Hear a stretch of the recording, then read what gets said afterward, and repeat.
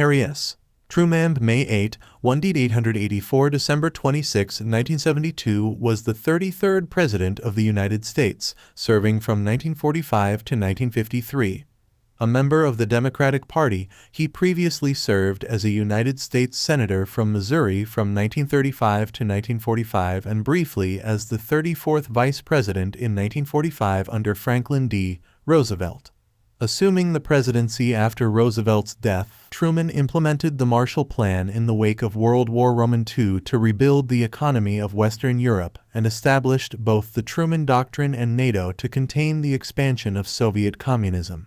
He proposed numerous liberal domestic reforms, but few were enacted by the conservative coalition that dominated the Congress. Truman was raised in Independence, Missouri, and during World War I fought in France as a captain in the field artillery.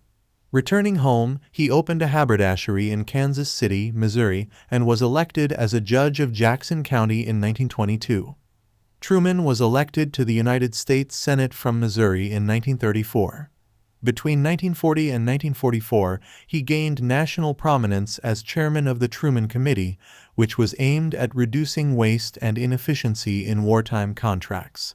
Truman was elected vice president in the 1944 presidential election and assumed the presidency upon Roosevelt's death in April 1945. It was only when Truman assumed the presidency that he was informed about the ongoing Manhattan Project and the atomic bomb. Truman authorized the first and only use of nuclear weapons in war against the Japanese cities of Hiroshima and Nagasaki, leading to Japan's surrender and the end of the World War. Truman's administration engaged in an internationalist foreign policy by working closely with Britain. Truman staunchly denounced isolationism. He energized the New Deal coalition during the 1948 presidential election despite a divided Democratic Party and won a surprise victory against Republican Party nominee Thomas E. Dewey that secured his own presidential term. Truman presided over the onset of the Cold War in 1947. He oversaw the Berlin Airlift and Marshall Plan in 1948. With the involvement of the U.S. in the Korean War of 1950-1953, South Korea repelled the invasion by North Korea. Domestically, the post-war economic challenges such as strikes and inflation created a mixed reaction over the effectiveness of his administration.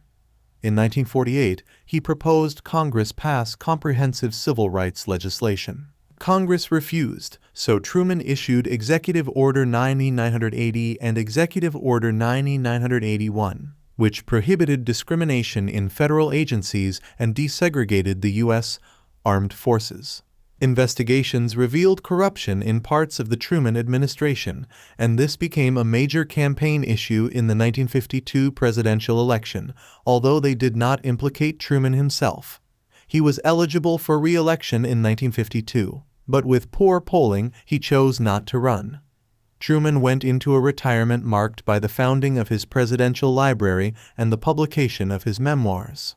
It was long thought that his retirement years were financially difficult for Truman, resulting in Congress establishing a pension for former presidents, but evidence eventually emerged that he amassed considerable wealth, some of it while still president.